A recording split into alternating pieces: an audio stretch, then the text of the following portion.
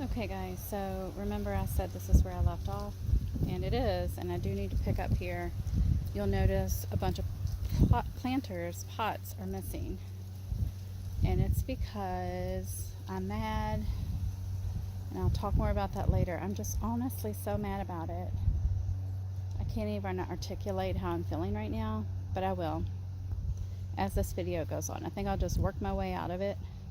So I started moving all of these basket weave type planters to the backyard, and I'll show you what I'm doing back there in just a minute.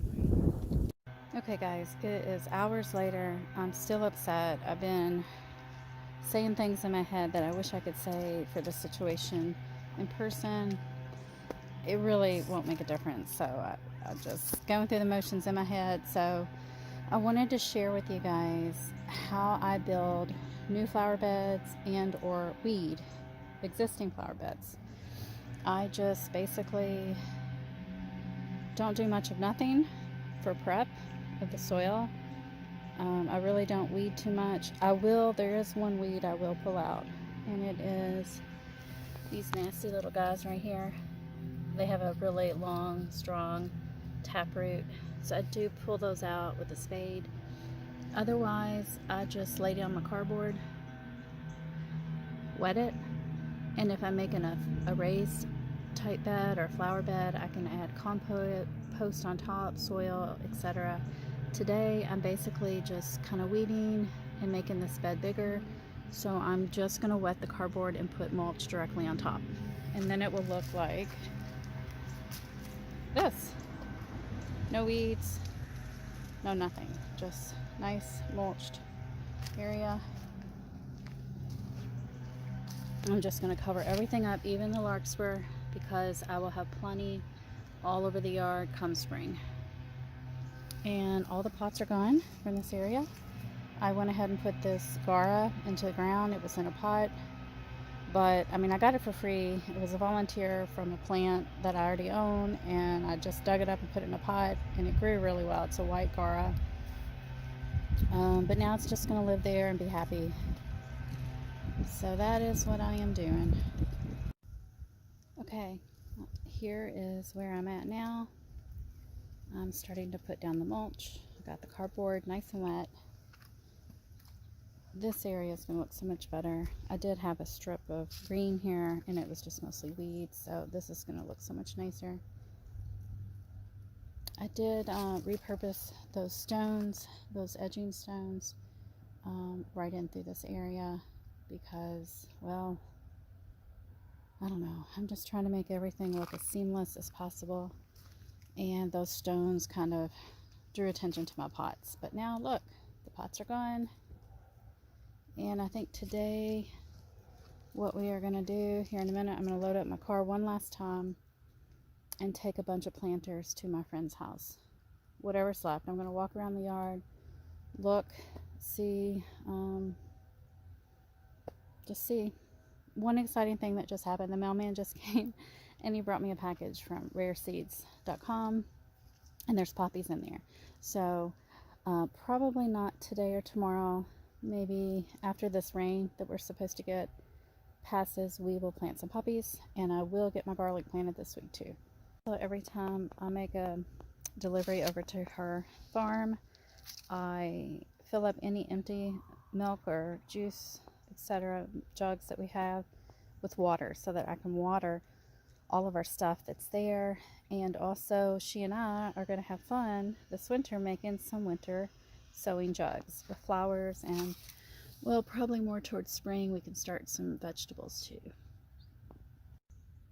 As y'all can see, the sun is setting and it'll be dark in 30 minutes, so I need to get the van loaded and get those planters dropped off, and then run to Lowe's and get more mulch because I ran out. But this is where I left off.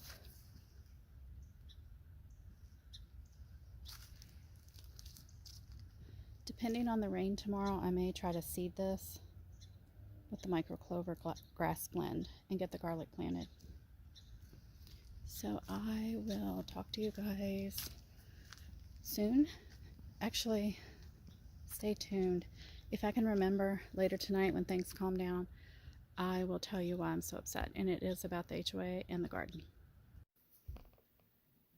Hey guys, it's 2 days later from the last clip, and obviously I don't sound as angry now. I've had time to kind of reflect and think about how I was feeling.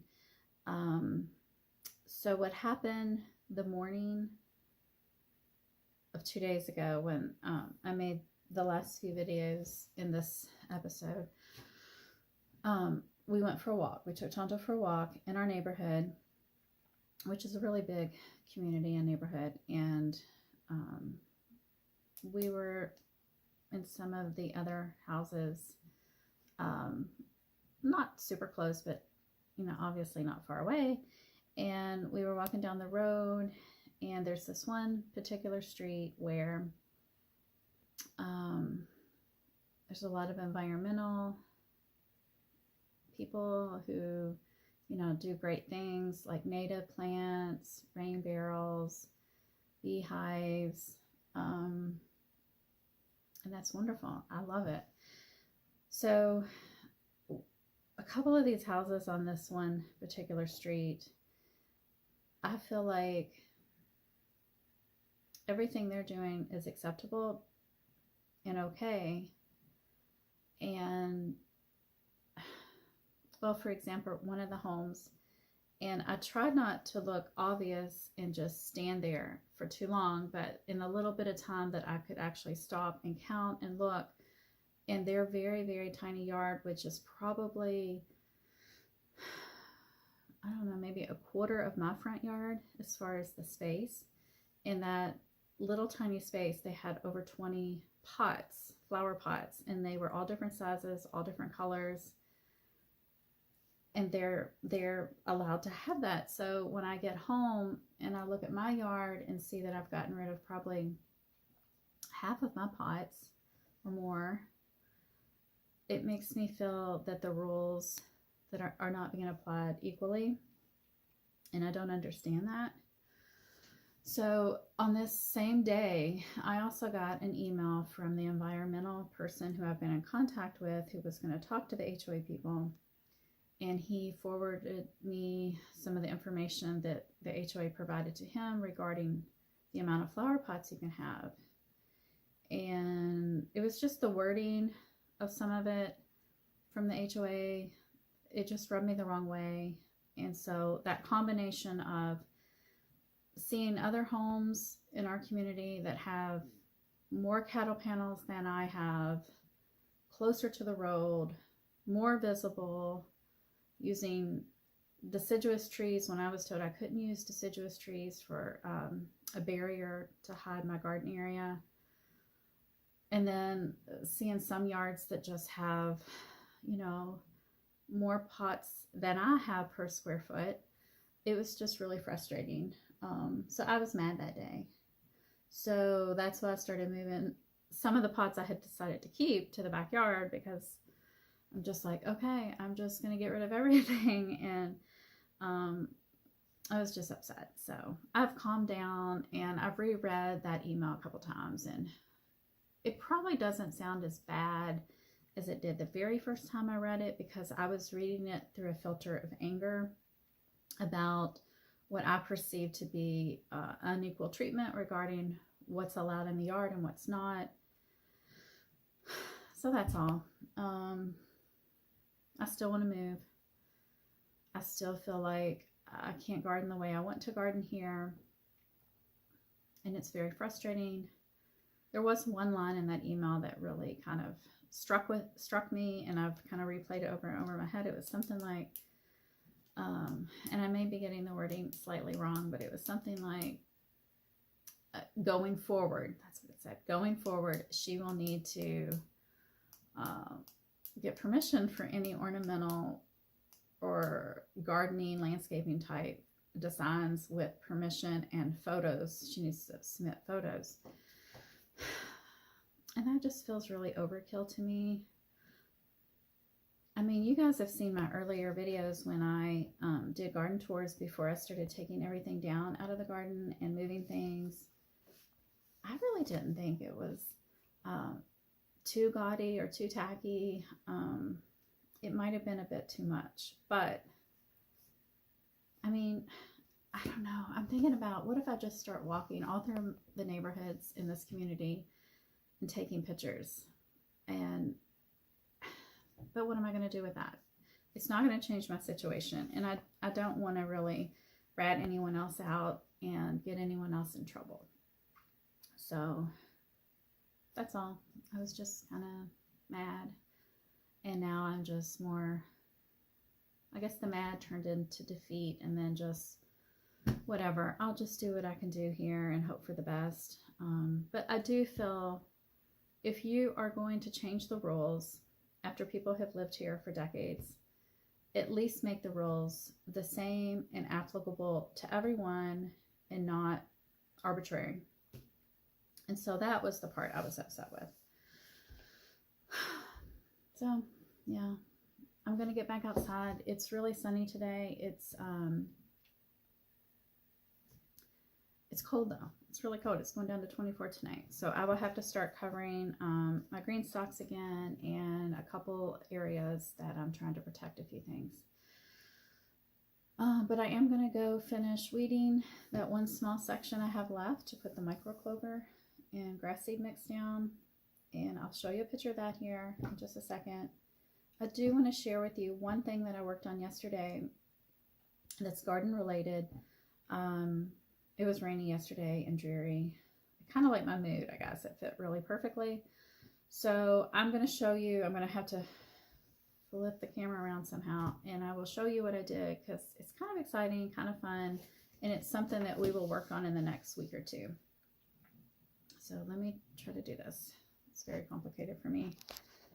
In the last garden video, I think it's labeled Late November Garden Tour, I showed you that fern that was dying. It was in the same pot with my corabelle on the back deck. And I thought, oh, was it an annual? Was it a perennial? Maybe it was an annual and it died because of that. But I found this when I was going through my seeds. So it is a perennial. And I think what happened is when all of the leaves came off of the trees, it just got way too much sun. So I'm going to put that on the list to get done probably after this little cold snap we're having here for like a day or so. And then I'm going to put it in a pot and move it under a tree somewhere. It just got way too much sun. So now that I know, I'm so happy I found this tag. I know that's why, so I'm not too worried about it. I'm hoping maybe I can bring it back to life. We'll see. So what I worked on yesterday was this. I went through all of my seeds and tried to organize them, but mostly what I was doing was looking for flower seeds, because I want to plant some late fall flower seeds directly into the soil, directly into the ground. And so I kind of went through, and I know it looks like I have a lot of seed packs, but I've been collecting for a few years now, and it is like an addiction, or like a collection that I'm curating.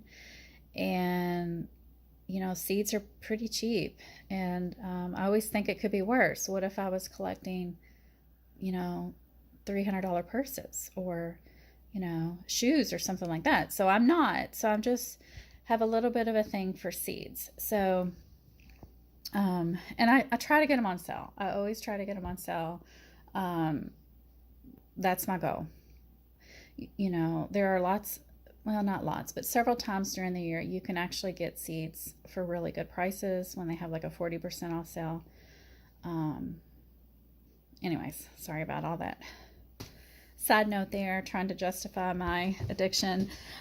So what I did is I spent a couple hours yesterday, and I went through all my seeds, even my vegetable seeds, tried to put them together. And then I pulled out all of the flowers. So, and then I went through all the flowers and kind of looked at them, and then made 4 piles. So I've got now, maybe, probably not, and then no. And what that means is they're answering a question, each pile. Will I try to do a late fall sowing of those? And so I've got such a big pile here of the now, the yes, that I'm just going to put all of these from these 3 piles away. Even though there's a possibility some of these might have done okay, it's just not worth my time or the risk. So I'm going to focus with the now seeds. And so I've got a pretty big pile here. And the bottom here is all poppies. And I do have a huge, gigantic, like lunch brown bag of poppies somewhere in this house that I will use a lot of those to just sprinkle around. Definitely will put out some echinacea.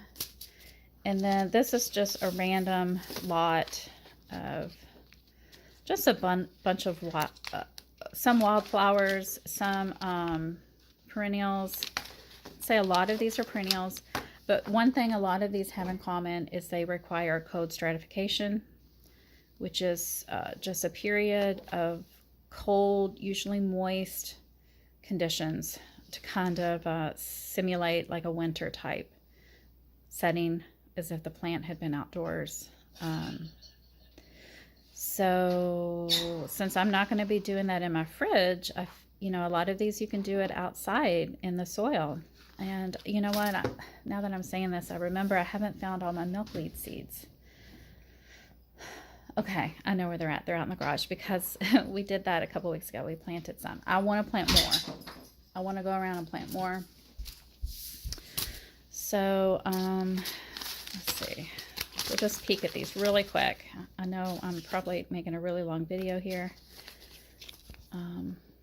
It's really pretty, the RO. So just a lot of different things. I've never grown this before, or foxglove. So these two are both going to be new for me. And they both need a long period of code stratification. So I just need to decide, okay, where do I want to put these? And so that brings me to the other thing I wanted to show you. When I'm doing projects like this, I make a list of what I want to know, that what's important to me. So for me, when I'm deciding where to put a plant or a seed, I need to know, is it dog toxic? You know, because of Tonto, he's very destructive and he likes to eat things. Will it self-sow? Is it a perennial? How much sun? That's important for me too, because I have a lot of part sun on my property.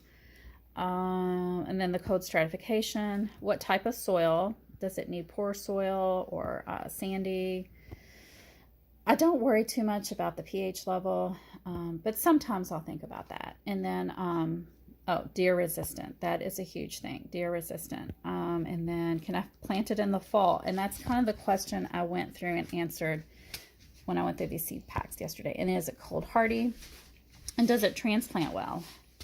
Because there's a lot of seeds that do best just directly sown. And for me, I like to do things the easiest way possible.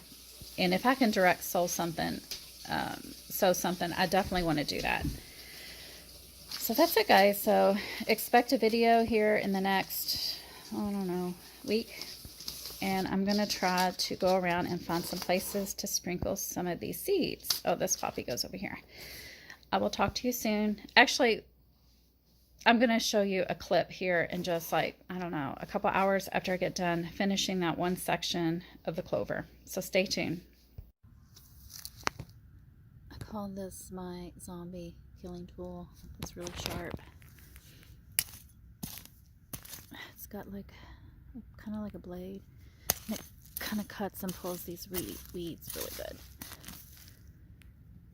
So that's where I'm at. I've got to finish getting all of this old weed, crabgrass stuff out.